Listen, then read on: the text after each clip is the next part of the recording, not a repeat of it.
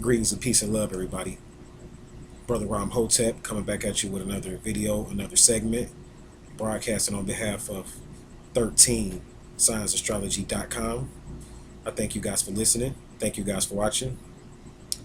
This particular episode is going to be going back into my astrological segments, and I promised everyone that I was going to cover all 13 of the signs and explain them from a 13 signs perspective. Because I believe that the reason why a lot of people really don't resonate with astrology is because I don't think that a lot of people really understand the signs and how they function. I think if people really understood the signs and how they function, it would help them to understand 13 signs astrology a lot better. Because like when you're really getting into 13 signs astrology, you're really getting into the root and the core of astrology. Like that's what you're getting into. Like we say that the 13th sign, or I'm sorry, the 13th sign system will give you your new sign. Like we say it'll give you your new sign, but in actuality, it's giving you the core of you, the very essence of you, what you emerged out of, the energies that you emerged out of. And that's what you're getting when you get your 13 signs astrology natal chart or whatever. You're getting the very essence of you. A lot of people have astrology backwards or whatever because they like to take one sign, like their sun sign, and they totally like to identify with that. And I always tell people that's a major mistake. You don't want to do that because you can be a compilation of different signs. So, for instance, like a lot of people, they're stuck on, say, for instance, they may be a Capricorn, and they may find out, according to the 13 sign system, that their actuality, they're a Sagittarius. And they may get stuck on that and get upset and be like, well, I just don't resonate with Sagittarius. I mean, I'm really a Capricorn, and you may have a lot of Capricorn energy. You may have different planets in Capricorn. Your rising sign may be in Capricorn. Your moon could be in Capricorn. It could be a lot of different reasons why you resonate with the Capricorn energy. So really, like, to really understand 13 signs astrology, it's not like we're really going against Western astrology. It's not like we're going against Vedic astrology. It's to me, it's a more holistic way of looking at yourself, because we take into account, like what I take into account, a person's total natal chart. Like when I do a reading for them, like I take into account all of your energy as a whole. So just because your sun may be in Aquarius doesn't mean that I'm going to totally look at you like an Aquarius, because your Venus may be in Virgo. So you might have Aquarius, well, Venus won't be in Virgo or whatever if your sun is in Aquarius, because Venus can only be so far away from the sun. See, that's why you need to know things like that or whatever. Like there's only so far away. There's only so far that Venus is going to be from our sun, because it's what, the second planet to the sun or whatever. So it's not going to be like too far away. So Venus is not a good example. But say, for instance, Mars. Like you may be born and your sun in Aquarius and your Mars may be in Virgo, which is very possible because Mars can be all over the place. Like Mars doesn't necessarily have to be close to the sun. I mean, sometimes it's close to the sun and other years it's not. Like this year, Mars is kind of close to the sun during this season. But then like later on this year, Mars is going to kind of like do its own thing and be away from the sun. So say, for instance, your Mars was in Virgo or whatever, but then you're in Aquarius. That's going to make you energetically a different type of person, because Mars is your desires. This is your energy. Like this is your cardinal energy, like what drives you, the cardinal force, the root. Like what comes from your root chakra, what drives you, like what keeps you going, like what are you headstrong about, what are you even almost egotistical about, what are you arrogant about. That's what your Mars energy is all about. So like a Mars in Virgo, that person is going to be an intellectual force, because Virgo deals with the intellect and Mars deals with energy and desire. So this person is going to desire to have a lot of intellectual they're going to desire to have a lot of their intellectual challenges met. A person that has Mars in Virgo or whatever, because they're dealing with the intellect, they're going to strive to eat healthy. Their desire is going to be healthy because of the fact that Virgo deals with health and purity and things like that. And then when you have Mars there, Mars in Virgo is kind of like, it makes a person have to have a more strict diet, because their energy and their carnal force is tied into their vitality, and they're totally tied into their body, because Virgo rules the body as a whole. So I'm just saying all that to say, like, it's a lot basically that you have to really take into account when you start to look at a person or whatever. You can't just really judge them off their sun sign. You can't really do that. And then if you're judging them off, like, say, for instance, their Western sun sign, then it's really going to throw you off. because you got to remember Western astrology is seasonal or tropical astrology. So it's dealing basically with the zodiac in relationship to keeping track of seasons. And this is something I really want to point out here. There are different zodiacs. There are different dendetas. We call it dendeta in ancient Egypt. And there are different zodiacs. You have a zodiac that's sidereal, that deals with the constellations, and that's a very accurate zodiac. And then you have a zodiac that is tropical, that deals with the seasons and helping a person to know when seasons are going to come in and out. So it's important that you know these things or whatever, so you can kind of understand what I'm doing with 36 signs astrology and all of that. Like a person that's dealing with Western, it's not that Western astrology is wrong. Western astrology is not wrong. It just deals with the seasons. It's not really a personal version of astrology, believe it or not. Western astrology to me is built for groups or seasonal, really like keeping time in relationship to seasons. Like straight up, it's like a timekeeper more so than anything. So that's basically like how you got to look at it or whatever when you like wondering what Ram Hotep is talking about with 13 signs astrology versus you see a Western astrologer and they may be dealing with something totally different or whatever. But you got to remember that it's tropical versus sidereal. So that's pretty much where I'm at. And it's none is right and wrong. It's what type of, like, what are you trying to do with the chart? There's different charts when you get into astrology. Like there's a synastry chart, which is a chart between two people. That's a different type of zodiac than a natal chart. You have a natal chart. That's, a birth chart. And you have a transiting chart, which shows planets as they transit and move about through your zodiac, through your natal chart. So you have different type of charts out there. I got to point this out before I do this video because a lot of people kind of be like trying to figure out like what's the difference between you as an astrologer or someone else or whatever, and that's pretty much the difference or whatever. So it's not like we're here to upset the system. We're here to update the information or whatever. So that's what we're here to do. Like a lot of people think that the ancients didn't know about Ophiuchus, and they did. See, we lost the knowledge of ourselves, beloved. Like we lost the knowledge of everything. So when you talk about us, like we're on a consciousness level of like using only like 3 to 10% of our brain. And I know people are like, well, that doesn't really matter. That's key. That's just like having a computer and only using 10% of it. So you're only using 10% of its capabilities. So you're not really getting the best out of that computer. And that's what's going on with humans or whatever. We're only using 10% of our brain. So we think that we understand this world, this planet, this life, and all of that, but we really don't.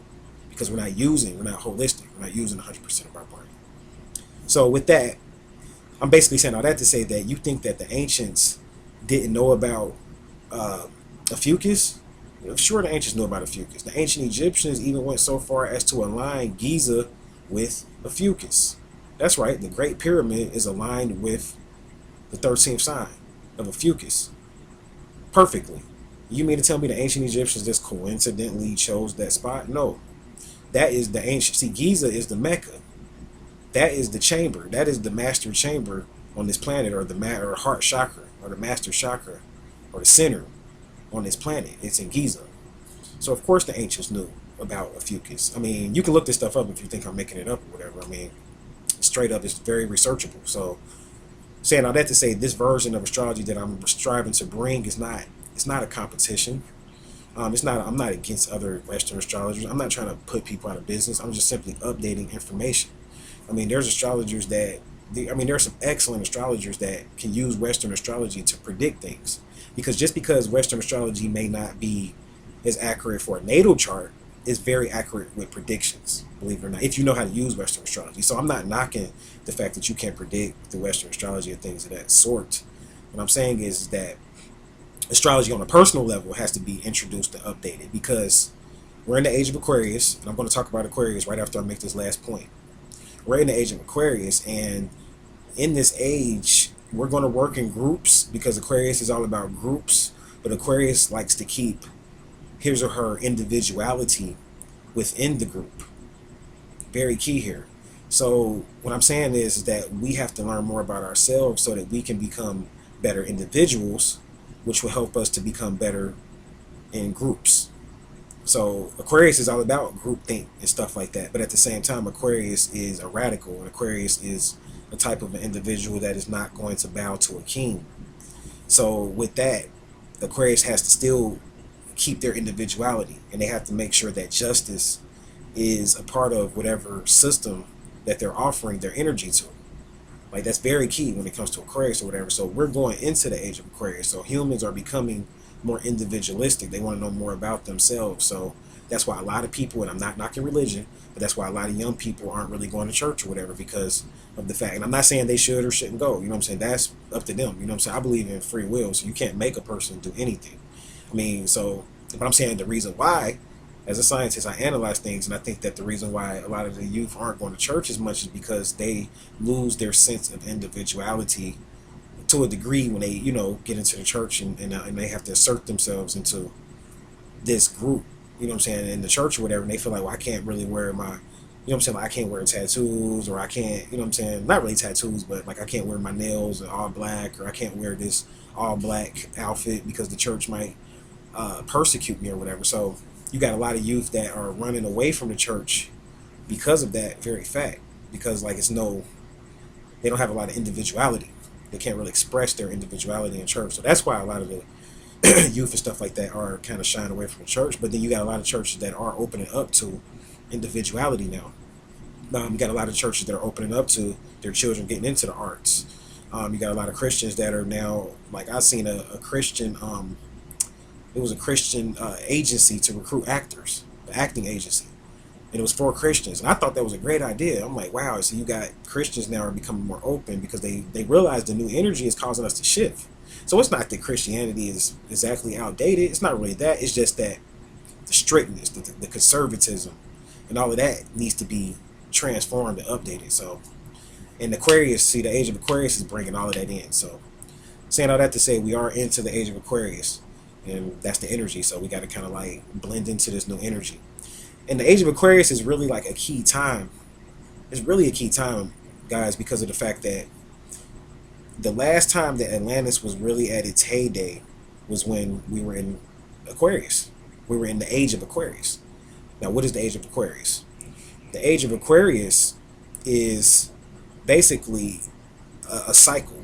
Like, there's different cycles. It's called like we call them epochs. And there's different times when basically when the sun, I guess, goes into Aries and we go into the spring equinox, depending on what constellation the sun rises in, that will tell us the age that we're in. So say, for instance, right now during the spring equinox, which is on March the 21st, we just had the spring equinox, the sun was in Pisces. The sun was in Pisces. So that means that we are still in the age of Pisces. But probably in about another 50, 60 years from now, the sun is going to rise in Aquarius. And Aquarius is going to be the sign that brings in the spring equinox. So the sun is going to spring up in Aquarius. In Aquarius, so we're not too far from that. We're not too far from that. And that's going to make the equinox date even shift. And people don't notice this type of stuff, but the equinox date is going to shift. The equinox will eventually be in February. And that's why you, like a lot of the calendar makers and people that make calendars and stuff, they're already talking about putting out something called a universal calendar, because they acknowledge that the Gregorian calendar or Greg's calendar is kind of off. I mean, it just is what it is or whatever. I mean, you'd be better off using like the Ethiopian calendar or something like that, because Greg's calendar is off or whatever. So with that, people have lost track of time. So myself personally, I look at the constellations, and I keep time based off the moon and the constellation, because time is based on the planets. Like I always tell people, a month is the moon transiting through the different signs. And it takes 29 days for the moon to transit through the different signs, which is a month. Moon, month. In the term month, you see moon. Like the sun. A year is based upon the sun going through all the signs of the zodiac and coming back to 0 point. That's a year. So that's how you keep track of time. So for me, where I'm posted, I really don't necessarily need a calendar. I just watch the planets. So a lot of people ask me, well, how come you don't promote a calendar?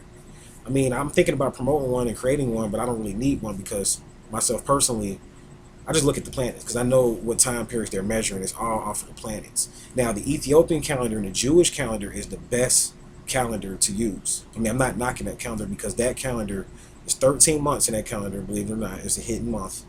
A lot of people don't know about that. And the Ethiopian and Jewish calendar are very similar. And that's the calendar that we're supposed to really be using or whatever, because that calendar was mapped actually by Coptics, and they were very accurate because they learned from the Egyptians. So that calendar, even to this day, is very, very accurate. So if you want to keep time on that level, I'm saying on a linear level, you know what I'm saying, then you would use that particular calendar, because calendars judge time on a linear level. So that's what you got to remember, beloved. It's all linear when you're looking at the calendar time and the numbers and stuff like that. So let me go ahead and get into this video, because I could talk about this stuff for all day or whatever. But so that's what's up as far as the Age of Aquarius, and why it's so important is because the last time that we were that Atlantis was at its heyday was in the time of Aquarius. And I'm bringing this up because that's the energy that we're going to go back to. We're getting ready to go into a peak of technology, into a peak of spirituality. And then technology and spirituality are going to merge. Science and spirituality are going to merge in the Age of Aquarius. That's the secret of what happens. Basically, what happens is the doctors will have to begin to learn astrology again. The scientists will begin to have to learn astrology again. The lawyers will begin to have to learn astrology again. I'm going to do a video about this, so I'm not going to talk too much about it, but that's why learning about Aquarius is so important. Because you're not just looking at Aquarius from a perspective of it being in someone's natal chart and trying to understand them, or it being in your natal chart and trying to understand you, but you're looking at Aquarius from a perspective of helping to understand this new energy that we're coming in. So that's why I kind of waited to this particular time to put out the Aquarius video, because I mean, Aquarius is the theme of the new energy. We'll be in the Age of Aquarius around 2100, according to my calculations. That's when we officially get into Aquarius. And right now we're in the last few degrees of Pisces. So we feel that Aquarius energy. A lot of people are resonating with it right now. Even though we're still in the Age of Pisces, we are still in the time of religion. And people still need something to look up to and follow. I realize that. But we merging. People are breaking those spells. And then you got the crystals and the indigos that came back, or came either back or forward, depending on how you want to look at it, came back from the future to be able to help humanity make the shift. See, that's why we're here, indigos and crystals. We go back to that Age of Aquarius, that time. So we know about the merging of science and religion. We already know about that. So to us, that's nothing new. That's not anything exciting. And the thing is that we came back to teach that, those indigos that decided to take up that particular mission and task. And you got some indigos that decided not to do anything. You know what I'm saying? They decided not to teach, and that's why a lot of those indigos are suffering, or they decided not necessarily even teach, but because everybody's not going to teach. I mean, I definitely got to point that out too. I mean, really it's about art. You know what I'm saying? Aquarius is about the artist revolution and teaching through your example. So everybody's not going to get on YouTube like Ram Hotep and teach. I'm not saying that. That's not what everybody's supposed to do. Some people are going to teach through their drawings. And they're going to teach on what I call a fifth dimensional level. Meaning that they're going to create a symbol and teach from that symbol. That's what a lot of people are going to do. So what I mean by that is that you may see a symbol, say for instance, the swastika. The swastika, when you look at it, like they said, picture's worth 1,000 words. It may mean this to you, but it may mean that to someone else. So the artist or the person that designed that was communicating with you from a fifth dimensional perspective using symbols. That's why the Egyptians use hieroglyphs and stuff like that, because that's the new teaching. So you have artists that are going to teach through symbols. Some people will teach through music and melody and tonation, and they will teach lessons through that. So there's a lot of different teachers and ways to teach the arts. You don't have to necessarily talk like Ram Hotep. You know what I'm saying? Actually, that's probably one of the least effective ways, believe it or not, to affect change. A person sitting up there talking is not as much of a threat as a person that can change the world with a symbol. See, that person is a threat. A person that can just create a symbol and people look at it and just be like, I'm changing my life just from looking at that symbol. That's now that's the person that's a threat. Anybody can get up here and talk. You know what I'm saying? To waste a lot of energy doing that. But I feel like my mission is complete when I see people creating symbols and they change the world just with that. Or they put out a song and they change the world with that. See, that's the real revolution, or the real way to affect change. That's the real Starseed Renaissance. So as far as Aquarius, to understand it on an individual level, Aquarius is the sign of brotherhood and sisterhood. It's the sign of fraternity. It's the sign of fraternal orders. Aquarius rules like when people come together for a humanitarian cause or for the higher good of humans. So it's not like Pisces. Pisces rules when people come together from a religious, spiritual perspective. Aquarius deals with when people come together from a intellectual, humanitarian perspective. And spirituality is still involved in that because Aquarius bears a picture of water, and water represents spirituality. But spirituality is not necessarily the theme of Aquarius. Aquarius is about being an intellect. They're intellects. Now, Aquarius, they make really good friends. Really good friends. It's the sign of friendship. So most Aquariuses, they have a lot of friends. And if you're wondering, well, who are Aquariuses? Aquariuses are born from February the 16th through February the 16th through March the 9th, I believe. And that's the sign of Aquarius or whatever. It's about 24 days.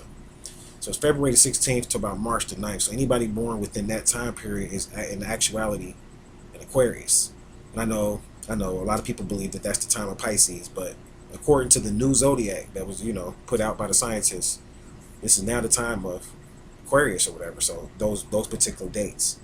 So these people make really good friends. I mean, a person that's not really good at meeting friends and making friends, if you meet you on Aquarius, I guarantee you by the end of the day, you'll have a gang of friends, because Aquarius is going to hook you up with this person, introduce you to that person. They're all about networking. That's what they're all about. They don't know how to be lonely. Aquarius they don't know how to be lonely. They just constantly keep making friends. They enjoy debating. Like I was saying, they're intellects. So Aquarius they enjoy a good mental fight, and they don't have a lot of tolerance for people that can't comprehend them, and people that don't really understand them on an intellectual level. See, Aquariuses are concerned with you understanding them on an intellectual level. That's all they really care about. If they feel like a person can't really comprehend their level and the way they talk and the way they act, because they're very eccentric. You got to remember, Aquarius is a very misunderstood sign in our day and time because, and I know I'm kind of bouncing around here, but bear with me, but Aquarius is a very misunderstood sign in this day and time because of the fact that we know very little about its ruler. See, the ruler of Aquarius is Uranus, and Uranus was discovered in the late 1700s, around the time when this country was founded. The Americas was founded. So we don't know a lot about Uranus as far as in this particular time. We've lost the knowledge. Like I was just talking about how we only use 10% of our brain, so we've lost a lot of the knowledge. We don't remember things. But don't think that Uranus was not discovered by the Atlanteans, and I have proof of this.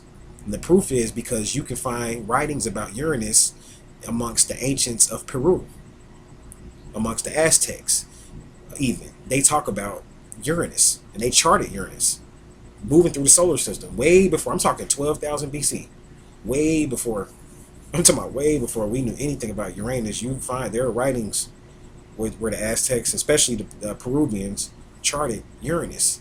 And I'm pointing that out because they got their information from the Atlanteans. That's where the Peruvians, actually Peru was settled by ex-Atlanteans that moved into Peru because they knew Atlantis was falling. So they took a lot of their literature and their writings into Peru. So that's how that got there. So Aquarius was overstood by the Atlanteans. That was like their main sign.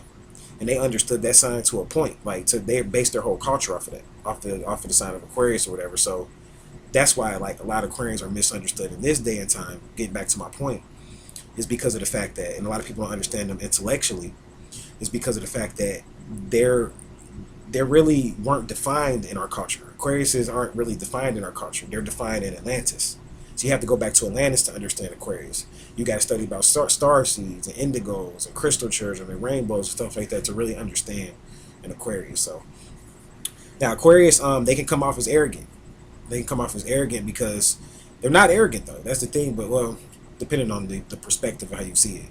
But just like some people feel like Leos are arrogant. See, Aquarius and Leos are opposites. So I'm a Leo, and then there's Aquarian. So I definitely resonate with Aquarians. I mean, even though we're opposites, like they say, like attracts like, and opposites attract. So even though we're opposites, we have a lot of similarities. We have a lot of likenesses. And Leos are called arrogant and cocky, just like Aquarius is. But Aquarius cockiness comes from a sense of intellectual arrogance and snobbery.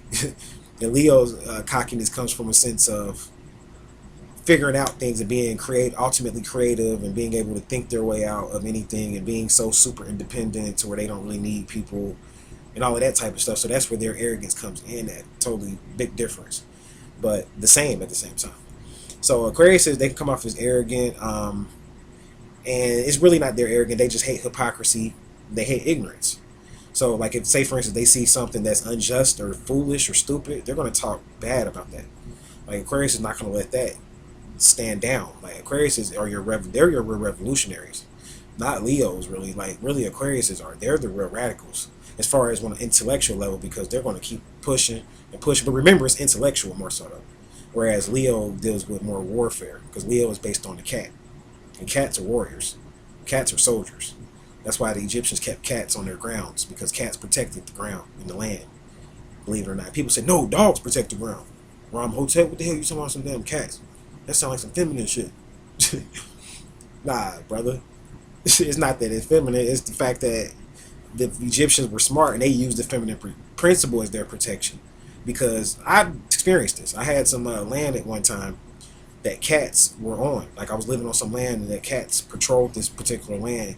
And every time something was going to happen or somebody was coming on the land, like a foreigner or something that didn't belong there, because I was living on the land, so the cats accepted me as a person that lived there.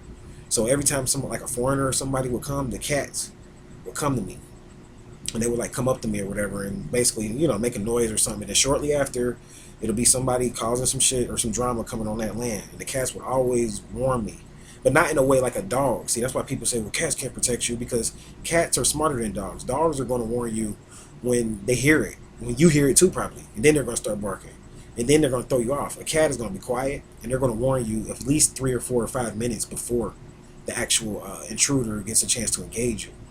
So that's the difference or whatever. Like a Leo is more so style like a cat, and a warrior, a sneaky warrior, like a ninja. And Aquarius is a warrior too, but on an intellectual level. And don't get it twisted, they will go to war with your ass on a mental level. Aquarius will fight you on a mental level though. They're strategists. Like you have a lot of lawyers that are Aquariuses, and lawyers will fight you. They just do it on a mental level, on an intellectual level. So that's like why a lot of Aquariuses are called arrogant. Now you have Aquariuses. They don't mind working in a group. They're all about freedom, but at the same time they are about groups and people coming together and working together. So they understand co-ops and stuff like that. Aquariuses, they rule co-ops and cooperatives and stuff like that. They totally understand that, and they totally understand how to work within that type of energy. Now, the Aquariuses have a natural gift for technology. Most of your Aquariuses, you're going to always see them playing with their phones and their iPads. And I mean, they got it all. You know what I'm saying? They got a laptop at home, 3-4 flat screen TVs. They're all in technology or whatever, and they probably understand the programs on a computer. They totally understand things and know how to break down things. Like, they're scientists, so I mean, they go into the root of things on an intellectual level, and they understand things. They can program computers. So they're very technical, like a Virgo in a way. They're analytical, too. You know what I'm saying? But the thing is that they have a little bit more intellectual staying power than a Virgo. What I mean by that is that they can concentrate just a little bit longer because they're not mutable. They're fixed. Virgos are mutable, so Virgos will bounce from one subject to the next. Whereas an Aquarius is like, okay, I'm going to take this computer apart and learn it, all the components of it, and put it back together. And I'm not going to rest until I do that. That's the Aquarius type of energy. And last but not least, the compatibilities of Aquarius. Aquarius is compatible with fire signs, like other fire signs, like Leos, Aries, Sagittarius, and then air signs, like Libra and Gemini. So this is the compatibilities of Aquarius. And I myself personally, I know my twin flame is an Aquarius. I mean, I'm not sure, you know what I'm saying? I'm just throwing it out there, but I just really feel like it is. And like my favorite musician out there, actually, she's an Aquarius. And I love me some Erykah Badu. Like seriously, like she's an Aquarius, and I'm like, I resonate with her. My twin flame has to be something like her. And I know she thinks she's a Pisces, and a lot of people are like, nah, Erykah Badu's a Pisces. I know we got a lot of Erykah Badu fans out there. She probably will get mad at me. Don't get mad at me, Erykah. Don't get mad at me. I really believe you're an Aquarius. I really believe Erykah Badu is an Aquarius, and but I mean, I'm just attracted to Aquarius. Aquarius women are wonderful, man. They're beautiful, usually, and the thing is, they're not really like the type of women, like they're not caught up on their body like that, because Aquarius are detached. Because they're ruled by Uranus, so they're out of their body. Actually, their consciousness exists outside of their body, so they can leave their body easily. Like they understand astral travel and all that type of stuff too, clairaudience. No, they have a lot of spiritual gifts too. Just because they're intellects doesn't mean they're not smart. That's what makes them so smart, is the fact that they can learn from just the air. They can just hear the answers to a test, or they can just hear something about a person and know that that person ain't right. So they still got clairaudience skills and strong intuition. But the Aquarius women usually are beautiful. with great features and all of that. I mean, I'm serious. Like, if you really just start looking at, because I'm into like medical astrology too. You start looking at different signs create beautiful. Some signs create more superior beings than others as far as beauty is concerned. I mean, just like Libra women are beautiful. Aquarius women are beautiful too, but the difference is that, like, I like Libras, but I really like some Aquarius too. And the difference is because the Aquarius is not caught up on her physical body as much. To me, that's what I've observed. I mean, they be beautiful too. That's the thing, and they could easily be caught up into it. You know what I'm saying? But they're not even caught up into that. Like, their thing is just more like, man, about intellectual capabilities, and they want a smart brother and stuff like that. So that's why I feel like ultimately I'm definitely more attracted to an Aquarius or whatever. So I'm definitely gonna put that on my wish list as my soulmate can be an Aquarius, hopefully. But not to say, that's ruling out anybody else. This is just Ram Hotep, kind of like helping people to understand the signs, but at the same time, kind of just fantasize. Because I really like Erica Badu, and I'm just hoping that the woman for me is like that, man. And that's that Aquarius energy. So, but yeah, Aquarius is a great sign. I suggest you guys study it. I hope you learned something from this video. I know it's kind of long and it covered a lot of different topics. I was supposed to be explaining Aquarius, but I kind of had to lay a foundation because Aquarius is a deep sign, and you got to understand a lot about astrology to really get into Aquarius, actually. Because, like, mostly all Aquariuses are into astrology too. That's another thing about them. Like, that's why I love them too, because just like Leos, like, they're usually always into it, and that's because they're using more than 10% of their brain. A lot of them are, so they know, like, okay, it's more to this life than just me asserting myself into the matrix and thinking that's going to change some stuff. They know that there's outside influences affecting us, and they have to tap into those outside influences to affect change. See, an Aquarius knows that. So, but let me go ahead and get up out of here. I hope you learned something from this particular video. If you have any questions or comments or things like that, you can feel free to shoot me an email at the number 13, signs plural, and that's astrology.com.